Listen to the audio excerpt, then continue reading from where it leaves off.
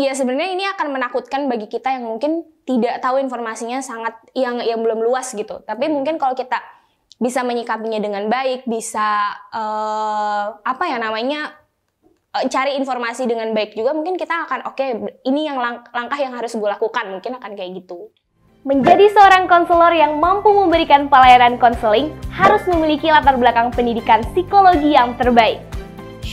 Gak perlu khawatir, Fakultas Psikologi UHAMKA dengan program studi psikologi S1 dan telah terakreditasi A adalah jawabannya. Jadi konselor? Bisa. Manajer atau staf HRD? Bisa. Staf psikolog rumah sakit? Juga bisa. Atau bahkan bekerja di kementerian. Semuanya juga bisa.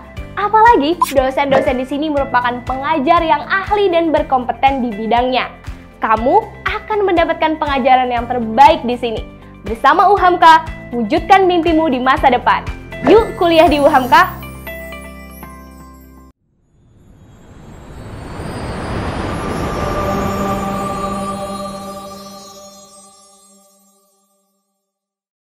Halo semuanya, kembali lagi di U-Talk, UHAMKA Talk Podcast. Oh my god. Jadi hari ini gue happy banget karena di UHAMKA TV gue kedatangan teman baru. Oh my god, seru banget. Ada Abdul. Yuhu. Coba kenalan dulu, present. Perkenalkan, nama aku Abdul Rahman Hardiansyah, biasa dipanggil Abdu atau Hardi. Ya gitu doang sih. Oke, semester berapa? Jadi ini anak UHAMKA juga guys. Yeah. Semester berapa? Semester 3. Jurusan? Ilmu komunikasi. Ngomong-ngomong tentang kamu sebagai baru nih kan di UHAMKA TV, emang kegiatannya apa sebelum dipanggil ke sini? Kok mau diajak sama Bang?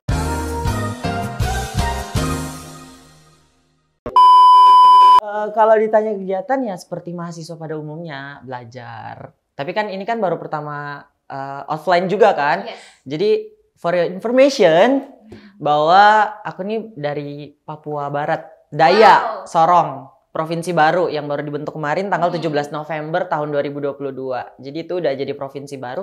Nah, aku dari sana, dari Sorong itu. Asli dari sana? Enggak sih. Lahir besar doang di Sorong. Tapi masih ada keluarga di sana? Ada. Jadi ibu bapak itu dari Sulawesi Tenggara, orang Buton, terus merantau di Papua, khususnya di Sorong, terus akhirnya ketemu di sana dan kita lahir besar semua di sana anak-anaknya.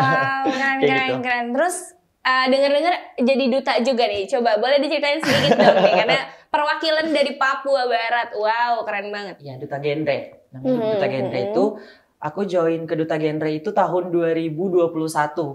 Nah, tahun 2021 itu sebenarnya itu kegiatannya berlangsung. Jadi udah seleksinya, ada wawancara juga, terus ada tes tertulis. Itu di tahun 2021. Cuman karena COVID-19 naik lagi, akhirnya diundurin di tahun 2022 seperti itu. Dan berhasillah Abdul sebagai juara 3 duta genre Papua Barat tahun 2022, dan kemarin juga alhamdulillah terpilih menjadi salah satu perwakilan dari seluruh remaja di Papua Barat untuk mengikuti kegiatan nasional namanya Adujak Genre 2022. Jadi itu apresiasi duta dan juga jambore ajang kreativitas yang kemarin diadakan di Yogyakarta pada bulan Agustus. Wah, keren banget ya. Insecure saya ada di sini gitu. Ya. Nah, Abdul, gimana nih pendapat Abdul tentang resesi 2023? Kalau ngomongin resesi sih apa ya? Itu kita harus tahu dulu sih, resesi itu makroekonomi. Makroekonomi yang dimana ekonomi di suatu negara itu memburuk. Dan kalau menurut tanggapan aku sih agak sedikit takut sih. Sedikit takut. Kalau menurut Kak Ifta gimana tuh tentang resesi global di tahun 2023? Karena kan melanda dunia kan, bukan hanya Indonesia doang. Bukan hanya di Indonesia. Yeah. Sebenarnya awalnya kan aku nggak begitu ngikutin tentang resesi ini. Cuman lama-kelamaan jadi banyak nih yang nanggepin tentang resesi 2023. Cuman banyak juga dari kita anak-anak muda nih yang nggak peduli gitu sama resesi 2023 ini. Dan kalau tanggapan aku sebenarnya kita tetap harus wanti-wanti, cuman nggak usah terlalu yang berlebihan. Karena kan sebenarnya kita udah ngalamin hal ini pas di COVID kemarin kan. Walaupun tapi sebenarnya nggak cuma di Indonesia yang mengalami penurunan banyak banget yang bukan dipecat, apa bahasa halusnya PHK. apa salah sebut tuh. Nah, udah banyak banget hal-hal kayak gitu terjadi di tahun 2019 dan kita berhasil loh. Maksudnya sekarang kita bisa berada di ekonomi yang sudah mulai membaik nih. Cuman nanti tiba-tiba katanya di tahun 2023 akan ada resesi lagi. Kayak ya sebenarnya ini akan menakutkan bagi kita yang mungkin tidak tahu informasinya sangat yang belum luas gitu. Tapi mungkin kalau kita bisa menyikapinya dengan baik, bisa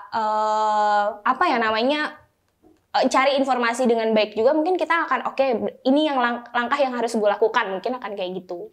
Tapi sekarang ini banyak berita yang bertebaran itu kayak menakut-nakutkan ya. Iya sih, memang seperti itu tidak sih ya berita yang ada di Indonesia. Dulu aja COVID kayak gitu, nakut-nakutin. Iya, jadinya benar. kayak wah panik buying dan lain-lain gitu. Apalagi sekarang resesi mungkin jadi banyak banget yang disimpan kali ya. Tiba-tiba langsung beli emas banyak banget gitu kan. Oke, kalau ngomongin soal resesi, itu kaitannya sama mahasiswa sebenarnya apa kalau menurut Kak Iftah? Wah, karena sekarang kan kita jadi agent of change juga ya. Pasti adalah kaitannya karena yang akan menyuarakan juga adalah kita. Makanya tadi aku kasih tahu kita harus cari tahu dulu nih informasi atau berita tentang resesi ini dengan baik dan benar biar kitanya juga nggak salah kasih info ke orang-orang gitu. Makanya kaitannya adalah kita sebagai mahasiswa kita harus bisa nih ngasih tahu informasi yang baik dan benar ke orang-orang di luar sana tentang resesi dan jangan bikin orang-orang tuh jadi takut gitu. Iya, karena kemarin banget. banyak banget nih influencer yang malah sebenarnya ngasih taunya tuh baik kan, tujuannya baik sebenarnya, tapi malah jadi efeknya ke kita jadi kayak negatif gitu. Padahal enggak, dia cuma mau ngasih tahu nanti hati-hati loh, maksudnya nanti di tahun 2023 nih akan ada resesi gitu. Tapi efeknya ke kita malah jadi kayak, waduh, kita harus gimana nih gitu. Iya, jadi kalau menurut aku sih iya sih, karena sekarang kan apa yang dilihat itu berarti itu yang dipercaya. Yes. Kebanyakan seperti itu. Jadi kita sebagai yang Kak Iftah bilang juga, kita sebagai agent of change, sebagai mahasiswa, kita harus peka terhadap lingkungan sekitar dan juga permasalahan-permasalahan, fenomena-fenomena yang terjadi di lingkungan sekitar itu seperti apa, agar kita bisa menyuarakan dan juga bisa menyikapinya dengan baik dan tenang gitu. Seperti itu Kak Iftah. Biar kita juga maksudnya dia aja bisa loh yang nyikapinnya dengan baik dan benar, masa kita nggak bisa gitu. Karena udah lumayan banyak banget nih yang malah justru jadinya negatif ke orang-orang gitu. Dan sebenarnya tahu nggak sih Abdul, resesi itu kan nantinya akan ada penaikan bunga di bank dan itu mungkin kita akan masuk ke dalam kategori yang nantinya akan ada penaikan harga bahan pokok dan lain-lain. Itu mungkin akan terjadi lagi seperti halnya dulu pas COVID. Kamu udah menyiapkan sesuatu hal belum? Yang kita lakukan yaitu dengan perencanaan keuangan yang pertama. Yes, gimana tuh kalau perencanaan keuangan? Mungkin bisa kayak di manage kali ya keuangan. Misalnya pemasukan kamu berapa nih per bulan gitu, terus nanti pengeluarannya berapa lagi gitu. Dan jangan sampai berlebihan sih ya. Karena kan udah buat perencanaannya nanti malah jadinya banyak pengeluaran. Gimana tuh? Benar. Jadi mengambil sisi atau poin dari anak kos ya. Anak kos. Jadi kalau misalnya perencanaan uang itu berarti kalau misalnya aku dikirimin 500.000. Nah, 500.000 itu aku olah. Jadi ketika aku beli makan per hari, kemudian untuk kebutuhan yang lain seperti sabun, sampo, itu aku ngelis. Jadi kira-kira pengeluaran aku per bulan itu berapa, menghabiskan berapa, seperti itu. Jadi kayak lebih teratur aja sih kita ngelola uangnya seperti apa. Jadi kita bisa tahu yang masuk berapa, yang dikeluarkan berapa. Yes, kayak betul gitu. banget. Kalau kayak itu gimana? Sebenarnya hampir sama kayak kamu. Apalagi kalau aku kan bukan anak kos ya, aku memang pulang ke rumah gitu. Dan yang paling berat mungkin adalah karena aku anaknya suka nongkrong, suka beli kopi juga. Jadi kayak apalagi kopi tuh mahal kan. Dan itu kayaknya apalagi ya anak-anak muda zaman sekarang lah. Kayaknya anak kopi banget. Iya sebenarnya. Kayak kita ngerjain tugas sih, ayo di mana, di sini. Itu pasti tempat tongkrongan dan pasti akan beli kopi gitu kan. Dan itu yang akan menjadi PR sebenarnya. Cuman cara aku adalah udah mulai yang kayak aku akan bawa makan dari rumah, bawa sarapan dan lain-lain yang memang sudah disiapkan. Dan untuk meminimalisirnya lagi adalah mungkin aku bisa bawa air minum sendiri gitu. Walaupun aku nantinya akan beli kopi, tapi beli kopi yang mungkin memang harganya tidak terpantau jauh. Atau sebelum kita pergi ke satu tempat tongkrongan, kita lihat dulu nih menu-menunya. Mungkin sesuai nggak ya sama kantong kita atau tidak gitu. Dan satu sih, menurutku adalah jangan gengsi jadi anak muda zaman sekarang tuh. Karena sekarang banyak banget anak-anak muda yang memang malu banget gitu, kayak mungkin ayo deh cuman menang gengsi doang gitu loh, kayak oke, gue mau nongkrong di sini karena tempatnya bagus atau ini atau dan lain-lain. Dan itu banyak banget yang terjadi di anak muda zaman sekarang. Dan banyak juga anak muda zaman sekarang yang tidak berani menyuarakan kayak gue nggak dulu ya misalkan gitu. Padahal harusnya mereka udah berani menyiapkan itu, udah maksudnya sorry gue nggak bisa nih kesini, atau mungkin biasanya kita ngerjain di mana atau cari yang lebih memang nggak mengeluarkan banyak uang gitu, karena kan untuk mempersiapkan si resesi di tahun 2023 ini juga. Iya benar. Berarti kita nggak boleh jadi orang yang nggak enakan ya, walaupun walaupun susah sih ya kayaknya. Jadi ya kita meminimalisir pengeluaran kita dengan cara itu yang tadi Kak Ifta bilang. Yes, betul. Itu juga sebenarnya salah satu untuk cara kita menyimpan dana darurat.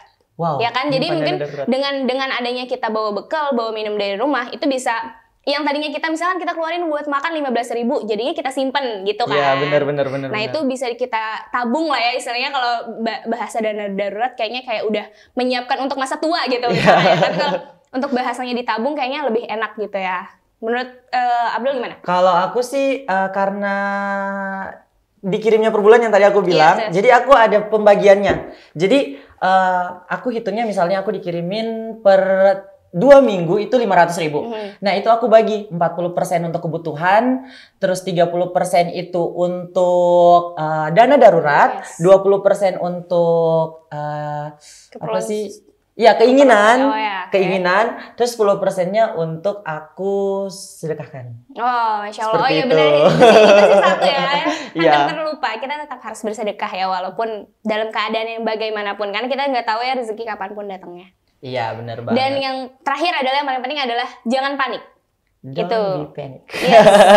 Apalagi udah menyikapi hal-hal yang COVID kayak kemarin, kita belajar lah ya pengalaman dari COVID kemarin tuh, kita kayaknya terlalu panik, jadi apa-apa, jadi tiba-tiba harga masker jadi naik gitu kan. Nah ini juga jangan sampai hal itu terjadi lagi gitu, karena itu akan merugikan dua belah pihak ya, nggak cuma si pembeli tapi juga ya, walaupun mungkin di penjual akan menguntungkan tapi ya gimana, harusnya mereka juga ngerti lah ya, apalagi nanti akan ada resesi 2023 gitu. Iya, jangan panik tapi tetap waspada.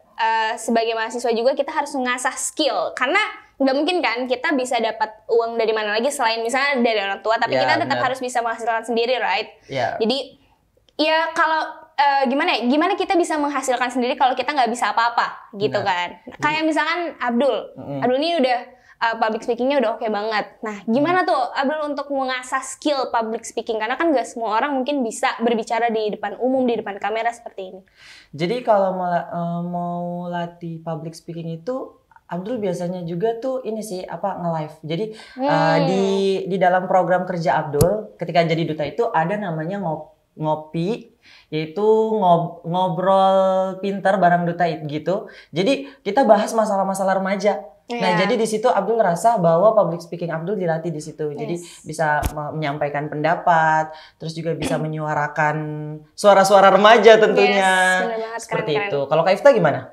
Kalau aku, karena aku memang lingkupnya di bidang seni ya, jadi memang maksudnya bukan sudah terasa, tapi memang selalu ingin belajar dan selalu ingin mengasah skill aku di bidang seni.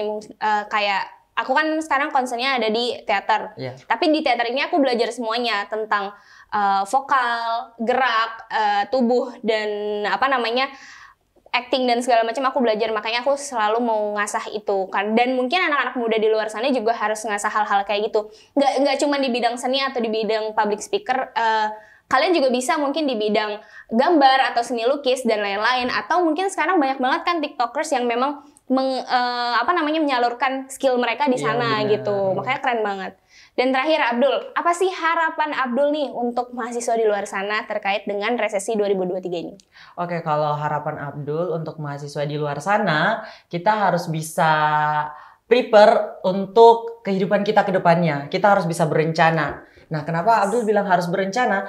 Karena ketika kita mempunyai rencana ke depannya gimana, apa yang harus disiapkan, kemudian apa yang kita perlukan, terus kita mengasah soft skill kita, hard skill kita, itu yang menjadi agar kita tuh tidak tidak bingung ke depannya seperti apa. Bisa menyikapi ya. Iya, bisa menyikapi karena kita udah mempunyai rencana. Misalnya rencana tuh jangan cuma 1, 2, jangan. Rencana tuh harus banyak. Jadi misalnya plan A enggak terlaksana, masih ada plan B, ada plan C dan lain sebagainya seperti itu. Kalau Kak Ifta?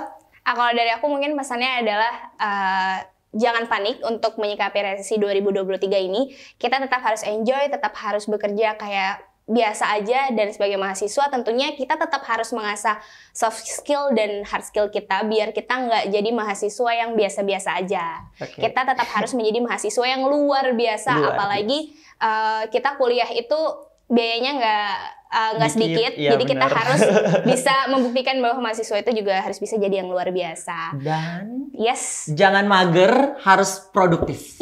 Bener banget. Oh my god, keren. Nah, oke guys, kayaknya segitu aja perbincangan kita kali ini. Udah cukup menarik banget nih. Kayaknya emang nggak cukup 15 menit untuk kita bicara ya. Oke deh, gitu aja dari kita berdua semuanya. See you, jangan lupa di like, comment, and subscribe YouTube-nya UHAMKA TV. Bye!